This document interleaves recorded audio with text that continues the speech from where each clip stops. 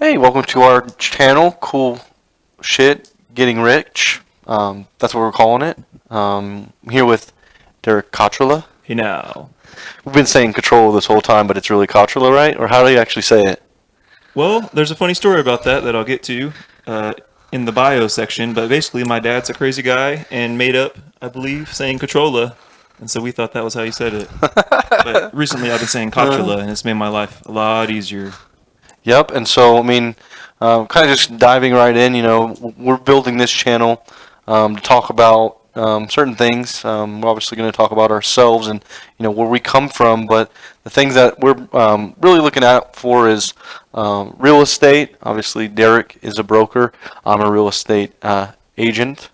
We talk about the horns. We had an experience last year going to a few of the games where we actually were sitting in different suites, so kind of detailing that out. And I'd say the theme of our channel will end up being our lives, your content. So we're going to be counting on user submissions and different suggestions from our audience. You can send those to coolshitgetrich at gmail.com. But I guess we'll just kind of get into it. Derek, where were you born, man? I was born in Fort Worth, Texas, although I've lived in the Austin area since I was about 10 years old. Nice. I was born here in Austin in Brackenridge Hospital, but immediately we bounded around. I guess we were kind of what you might call like a gypsy family. We moved to Arkansas, Missouri. I remember when I was 3 years old, they came and met us at a Love's type truck stop, and that's where I met my grandmother and my aunt really for the first time. So that's kind of what I did kind of growing up to about the age 3, and then we spent a good amount of time in Waco and then Elgin, Liberty Hill, where I ran into you, and kind of where we met, in our lives. It was kind of an interesting time because I was going to like a youth group, and I saw you there that was like the first time I really met you, but I've been impressed by you because you were the jammer, dude. You were the guy that was throwing it down at the end of the jam sessions in hoops when I would go to the hoops games. When I go watch the Panthers play, you were the guy throwing it down, and you were, I think, a year ahead of me, right? That was so fun being able to do that, and it passed by so quickly. But, Right. yeah, we both went to Liberty Hill High School, and we didn't really know each other until after I was basically done, or like the last semester of my senior year, and we met because I was predictably chasing after a girl. She was very religious, and so I started going to these meetings with her, and that's where Austin was kind of already going in that group Yep. with those people. And Justin Perminter, I think, was the person who originally got me to go to the group because he was in either one of my it was either a technical writing class or it had to have been technical writing because I was going to say history, but he was a year ahead of me, so it had to be that technical writing course that I had with Mr. Calvin, which was just all we really did in that class was we built a model airplane. It took us basically the whole semester to build this model airplane, and while we were building it, we were writing out the instructions as we were building it so that anyone could build the plane, but we built this plane, and it took us all freaking semester, I felt like, and then we went out to fly it, and it flew for like 3 seconds at maximum and just came crashing down to earth and it shattered. Dead? Yeah, it was dead. It was a complete bust. And what class was that? Like I said, I think it was called technical writing. I think it was called technical writing with Mr. Calvin. And so, we both graduated. I was a year behind you. You were at UT though. And what were you doing there? Eventually you got an English degree, but... Well, speaking of being a big fish in a little pond at Liberty Hill, it turns out I was not equipped emotionally or mentally to go to college. Right. But I did anyway. I attempted it, and I rolled all over down to the Castilian and had a great year and a half of not going to any classes, but really learning a lot about other stuff. Yeah. And it was pretty fun. Um, until I failed out about a year and a half later, or I quit, and then later on I failed out and ended up getting a job. But I played the intramural basketball. Got even better at basketball after I graduated high school, which is kind of a shame. And basically just smoked a lot of cannabis. Yeah. I would occasionally go to class and basically just kind of, I thought I would invent something and just be rich, because that's kind of like, high school came so easily to me. Yeah. And me, after I got done with school in Liberty Hill, they decided to. I remember my grandmother paying for one semester of classes, and I just felt like I had just wasted her money doing that. So I wouldn't accept a penny more from her to do that. So I actually ended up joining the military, went to the Army Reserves as a chaplain's assistant, if you could believe it. That being religious thing really stuck, and I was going to join the military to try to lift the soldiers up to the heavens by being chaplain's assistant. Interestingly enough, I have, there's like two different timelines. My brother-in-law, Freddie, he had been to Egypt and said that I should go with him to Egypt. So I transferred some paperwork over to the National Guard.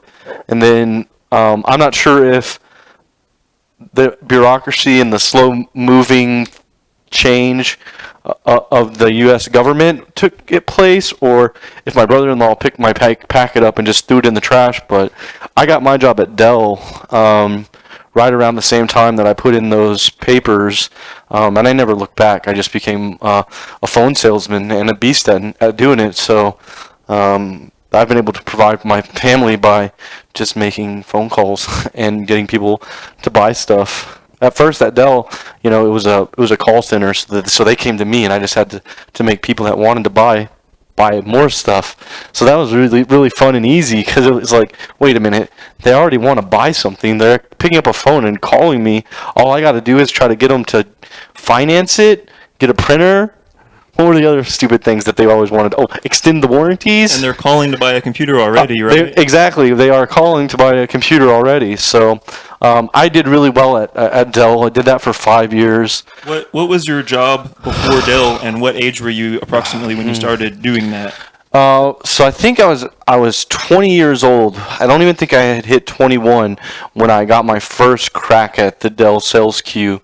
I spent some time kind of laboring in like the what I would call the beginning queues, it was basically an electronics and accessories style queue, and I was working for Spherion, and they had these certain scripts that you had to read, and they were such stupid scripts, but they were like, you have to read these scripts verbatim on every single call, and like, I would sometimes just be like, oh man, thanks for buying all that stuff. Your total is X, Y, and Z, and it looks like it's going to ship out by, I don't know, geez, you said you needed it by Christmas. Yeah, it looks like these things are good, man. Everything's going to get there, I just kept it conversational, but they had their freaking rules, and it was really rigid in that particular department. So eventually, I left the Dell consumer queue, and I came to work with you at Renew Data. I don't know if you remember that little stint. I do. I got fired from there pretty quick because I was jerking around, just kind of being a piece of shit. A deceptively easy job. Yeah, but it was also such a time suck, because you're sitting there not doing anything, waiting for a Bugzilla to go off, and then the Bugzilla goes off, and you're like, oh, I got something to do! Woo! This job was in a dungeon, basically. There's no cell phone service, no natural light, and you have to go down several floors to get in there. And not only that, they don't let you out. They have like man traps too, where like you use a badge and you be like beep, and you go open the door, and it's like, oh yeah, now I got to do a fingerprint read, beep. And the door behind you has to close. And it goes clink clink, and you're like stuck in there, literally in a man trap if your fingerprint doesn't work. And I remember one time I don't know if that ever happened to you or not, but I locked myself out of the whip, so I was like, I can't go anywhere. I was stuck. Your badge is in the whip. Yeah, out of it. Exactly. You're like the only person around. There's nobody else there, really. Yeah, the whole job, which comes into play later when I switched to night shift and had it put me through college correctly, yeah, was they just needed someone to be there overnight, basically. Yep. So they could tell people on sales calls that we have someone there 24/7. Mm-hmm. It literally just have to be there most of the time, Yep.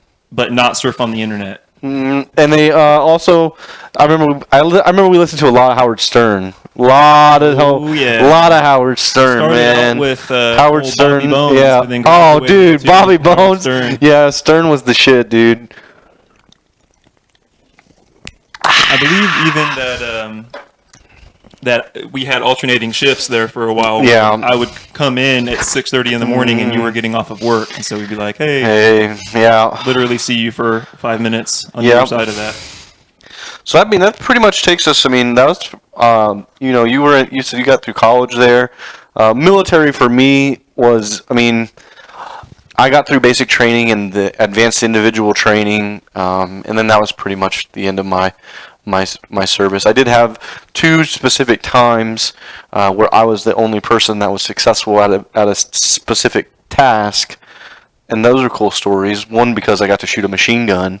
Like, there was a machine gun that everyone was trying to load, and they had this book that was a smart book that showed you how to do it. And it was like literally 9 or 10 steps. It was hard, right? And I'm reading the book, and I'm watching everybody fail. And I'm reading the book, and I'm watching everybody fail. And I'm reading the book, watching everybody fail. I'm like, man, these guys are all missing this one thing. It's like pretty easy. Just don't do that. But I'm not telling anybody that because I want to be the one that does it. And then finally I get up there, and it's my time to shine. And I freaking Forrest Gump the shit out of this fucking rifle. Because you told me to, drill sergeant. Exactly, dude. Exactly. They were like, "Oh my God, Anderson, you did it! You did it!" And your reward, you get to shoot the motherfucker. So I get on the machine gun, and I'm just like, watching the tracer rounds and stuff. That was really fun. Like, That's awesome. I feel like I would have been a really good military guy. Did you get to throw a grenade? Did that? Definitely got to throw a grenade. Interesting to me. That's all. Yeah, so the way that they made us do the grenades was pretty terrifying. They basically gave all of us a grenade, so everybody now has a grenade, and they made us keep it right here, stuck to your chest, and you're in like kind of like a bunker that you might think of in like Call of Duty, if you ever played Call of Duty, like just kind of like a metal tin metal roof and a tin shack with tin, and then you're just holding the grenade, and the line is just shuffling. You're like you're not even really moving because you're just holding the grenade and you're shuffling, and eventually you get out there, and they're like, "Okay, now you gotta throw the grenade, dude." And you're like, "Oh shit, I'm gonna throw a grenade." You pulled the grenade, and then you just let it rip, and you're not supposed to watch it, but I let it rip, and I'm watching, and the guy grabs me and pulls me down, But I wanted to see how far I threw it and what it did. But they decided to just take cover. Did it blow up? Yeah, well, it definitely blew up. It was like, boom! It was a big one. That's awesome. I want to throw a grenade one day, but I'm too old to join the military. I don't know, but we could probably figure out a way to get you a grenade and throw it. My brother, who is probably a future interviewee on this channel, was offered in Morocco for $100 to get a Soviet-era bazooka and shoot it at a cow. Why do you have to shoot at the cow? Why can't you just shoot it? No cow. I'm not sure. I think that's just the offering. It's like he was like, I'm good. Yeah, I mean, I would be interested in shooting a bazooka, although they had crates of them from like the 80s. Yeah. They had never been shot. Right. So it seems like a high incidence of possibly blowing yourself up. You probably don't want to risk it in Morocco, I guess. I guess you're right about that. Yeah, I mean, I would like to just shoot it at like a hill or something, but yeah. And so I guess now we're here. It's freaking present day. We're getting into with the channel. What to kind of expect. I mean, we posted just a few videos already of just us when we went and test drove the car of the future, the Model S Tesla that drives itself. Basically, all you have to do is earn enough money to buy one. I'm thinking about it already because it's only $2,000 a month. it's like mortgagey, but still, it's a pretty sweet car. I mean, I want to get to be. I'm going to have one of those Teslas eventually. I just have to figure out when's the right time. But that's basically what we're going to do is We're going to do cool shit Yep. as much as possible. Get clips of us doing it. Yep. And there's just a lot of things like driving a Tesla that a lot of people know something about, but they don't really know the ins and outs of it. And it's not something that is on most people's radar to just go drive a Tessie. And so we go drive it, and we'll report to you if it was cool or not. And spoiler alert, It was really cool. It was so cool, dude. Just talking through it from the very beginning, he basically pulls it out for you. You push a button and the car pulls out of its parking place. So if you're in a parking garage, that's pretty valuable, not having to worry about getting in and digging someone's door. I've had situations where I can't even open the door because the cars are so tight. So pulling it out of a space was really cool. The 0 to 60. I mean, I was talking about really even like the 0 to 85 was still whatever it was, under 4 seconds. Yeah, I mean, it's skipping the power, digital the power speedometer, and it's just skipping decades of mileage. The power, and I mean, imagine if we wanted to just drive to Vegas and we just got in the Tesla and the Tesla drove us to Vegas and we had to stop and just chill and charge on the way. Like you're going to stop in this bullshit area for 20 minutes, so you can just get a bathroom break and get a coffee. But when you go through a cool area, that's when you stop for an hour to get the full charge. Yeah. It's like when we were like, just for instance, you want to go to New Orleans. You're going to have a little bullshit stop for a 20-minute charge, but then you stop in Lake Charles. So for an hour, you can go gamble. And you're on your way to New Orleans again. And the other thing is, it's on autopilot. So I don't think we can stress that enough. That when we're driving, we're on autopilot. So the car is driving itself. We have to be alert still for possible emergency situations. But as long as everyone else is cool, we're not doing anything. We're doing whatever we want. And the most common accident on the highway is rear-ending when everyone's zooming along at 80 miles per hour and suddenly everyone slams on their brakes and one person isn't paying attention. And the Tesla will not let you rear end somebody. Right. And it will not really let you veer into somebody. Right. In fact, you can just put on the left blinker, it waits until you're clear, and then it gets over in the left lane for you, and then it stays right between the lines. The more I'm thinking about it, the more I want it. And it sucks because I don't have the Tesla money yet, but we're definitely going to get there eventually. Yeah. So, I mean, I think I've pretty much covered everything that I wanted to cover through this opening episode. Was there anything else that you wanted to cover from your bio? Anything on your background that, you didn't mention that you might want to mention now? Well, I did. I'm glad that you brought up Justin Permenter because I like that guy. We'll tag him in this. Yeah, for sure. You should be a future interviewee on this channel. And, I always thought Justin was really cool. Yeah, me too, dude. Kind of like, is he in the A&M area, I believe? I don't know where he ended up at. I have a friend on Facebook, but I'm not sure what he's up to. So yeah, that's a good blast from the past. The very rough catch-up was at some point, Austin, me, and Mike Dickey got to where on NBA 2K5, which was the 2005 NBA Xbox game, we got to where we were rated number 12 in the world out of over 27,000 players. Dude, I thought we got higher than that. I thought we were in the top 5. Oh, really? I thought we were in top 5. I know that we beat a few people that were like in the top 5, but we were really, really good. And that was around the time, like right directly before I failed out officially of college. Oh yeah. Basically failed out. Had a rough time, still didn't really know what I was doing there in the best case situation. And then at some point, actually, Eric Glores, to another shout out, was working at Renew Data, which is just a foreign, it's a discovery / data management company that no longer exists. It's gotten chomped up by a couple of different companies. But he got me an interview. I had zero experience. I had a couple of short stints at Dell, basically, one of which where I was just getting bonuses and getting like 70% of my quota every month. And then another one where I literally just went through paid training and then quit. And then was like, can I get that check? Like I need to pay rent. Like I quit, but it was paid training. Still gotta give me that check you owe me, guys. Dude, what's funny? That's funny you mentioned that. We talked about this. I've been in sales like my whole adult life. never been on one of those performance enhancement plans where they take me in the room and say, "You need to do better at your job." But I have been fired from plenty of jobs because people don't like me and they don't want to work with me. Strong personality, as Phyllis from The Office says, can be explosive. It can be, dude. It definitely can be. But you were saying Eric Flores. Yeah, I had basically totally burned the college bridge. Didn't really have any direction. I had a little stint at Blockbuster as well, which was something. Started working at Renew Data. I got the job. It was basically like I was getting interviewed, and they said, "You don't have any experience." And I said, "That's true. Like, well, you can make me do whatever I want. I don't know any better or worse." So I was a quick thinking person with no experience, no life experience, and I just showed up and just gave everything to it.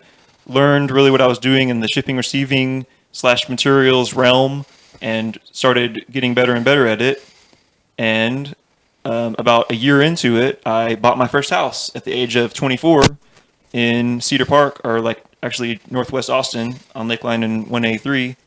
That was what was the address there? 2406 La Rochelle. La Rochelle, La Yep. Rochelle, La Rochelle. It's a 3-bedroom, 2-bath with a garage that was converted into a pretty sweet man cave that I ended up painting burnt orange. Was that one? That's what you ended up renting out too, right? You ended up. That's right. Yeah. I rented it and then eventually sold it to my good friend, and another shout out, Ethan Johnson, who still lives there with his family, and it's been awesome for him. Nice. But bought that house, started living there, really started getting into having a purpose and making way better money. Basically, in 2006, I started at Renew Data making $13 an hour, which was just incredible versus my prospects prior to that. And it was also a lot of built-in overtime and like compressed shifts, so I would get a bunch of overtime, and I would just try to make all that money. And then at some point, I got hired on full-time from being a contractor at Renew Data. And I remember when I got my welcome letter, it was another kind of life-changing moment for me when I was making $13 an hour as a contractor, got this packet, I opened it, and it said, "Your starting wage is going to be $16.50 an hour, plus like medical benefits." And I was just floored. I did not realize that they were going to do that, or that that's the way it worked. And suddenly I was just like, wow, this is really a real job now. So really clung on to it. And then eventually kind of outgrew it there and was like, I want to go back to college. I was only a year and a half from finishing. I wanted to be a teacher / basketball coach was my dream for a while. It was the only thing that I really could see myself doing. So at some point, I had a bunch of clout at Renew Data. I asked to go to night shift, and they really catered to what I was doing. And so I went back to school. I took 15 to 17 hours a semester, including summers, and was working like 40 to 60 hours a week in addition to that. And it was really just, looking back, a very efficient time for me. I was just working, going to school. I never missed a class. I made all A's for the last year and a half and just graduated. Basically, after that, I decided I wanted to try to move up at Renew Data. Went back to day shift, started doing all this other data management stuff, and got really good at all of that. But I was really weighed down by, I was never, like once I got to a comfortable spot, I was never really into the corporate structure. I could never stand it. There's a lot of egos, fragile egos at play, and a lot of, you end up getting laid off on a whim. And I saw that happening around me, and I just didn't want to be dealing with that. And I also didn't want to go up into the management where you're the one that's always having to lay people off. And I didn't want to be playing that game. So I started working on my real estate license. My mom has been a broker since the 70s, and real estate always came naturally to me. And so that's a whole nother story. But basically, in 2012, I started being a realtor. And a year later, my beautiful wife, Chelsea, joined me and was also a realtor. And since then, we have both gotten our broker's license, founded a real estate brokerage, and now that's what we do. We help people buy and sell real estate. Yeah, nice. That's that story. Yeah, that was a really good one. I'm also a realtor. at that company Oh too. yeah, I know. I work for you, so that's cool. I'm glad that you brought that up. I was thinking a lot about just all right, yeah, kind of picking up off of some of the things that you were talking about, just that excitement that you felt whenever you got basically your offer letter from a company. I had to do that a couple times at Dell, where I was working as a temp, and then they brought me on full time, and I got like, I mean, probably, it was probably something like stupid, like 30 or 40,000, to work in a queue. It was such a gold mine though, It's like they really want me. Yeah, and they had like all these different spiffs and contests and all kinds of ways to that you could make extra money. And I remember at some point someone pulled me aside and they were like, Austin, what do you want to do? And I was like, I just want to make a lot of money. And they were like, how much is a lot of money? And it took me a second to think. Like I had never, no one had ever talked to me about money ever. So I was like, I said the number out was in my head. I said 80,000, and they were like, "You could probably make 80,000 if you keep it up here at Dell." I was like, "All right, well, shit, I'll just keep it up at Dell and try to make my 80,000." And all my life, even like eventually, I got an offer letter from Dell that was like 55 or 56,000. That was like the top end that I ever got from Dell. And then I got an offer from SolarWinds for 80K. That That's what you had said. And I was like, dang it, dude, that's a lot of money. 80,000. That's a lot of money. Exactly, and I got a job offer for that amount of money, so I was flabbergasted. I went to work for SolarWinds immediately, and I even wrote down in my notebook here that it was like kind of like Wolf of Wall Street or like boiler room style, that sales environment where basically it was cutthroat as all hell. There really weren't any rules. And everybody was making money hand over fist because we were selling a lot of SolarWinds. And so I was there for about a year and a half, but you can only take so much of that culture, and it just kind of grinds you down to a nub when your manager is just constantly asking, "Where's the deal? Where's the deal?" You can only take so much of it, and so I eventually got fired from there. It's kind of like what we're talking about, just like the corporate wheel kind of thing. Yeah. But it's cool that you identified the skill set that you have, and not only do you have it, but not very many people do. Exactly. And so now I work again for a startup company doing lead generation, business development, whatever you want to call it. But I love to call people and try to sell them stuff. It's like one of the things that I actually get a kick out of. I get a hoot out of it. I've even been up to recently because I'm in on this app so early. You've probably seen an email from me if you're close enough for change because I'm trying to get them the money that they need to be an app, because if they become an app, then I think there's a good chance that I could become rich, like we're talking about on this channel here. Oh yeah. So I mean, I've pretty much gotten everything off my chest I wanted to in this opening episode of our story. Is there anything else that you wanted to touch on? Not that I can think of right now. Okay. Well, if you do think of something, we have a channel, and we can just record. Yeah, hit record anytime we want now, dude. This is awesome, man. I love it. I love it too. All right. We have a couple of people we'll be following up with. For instance, Justin Permenter. You're on our watch list.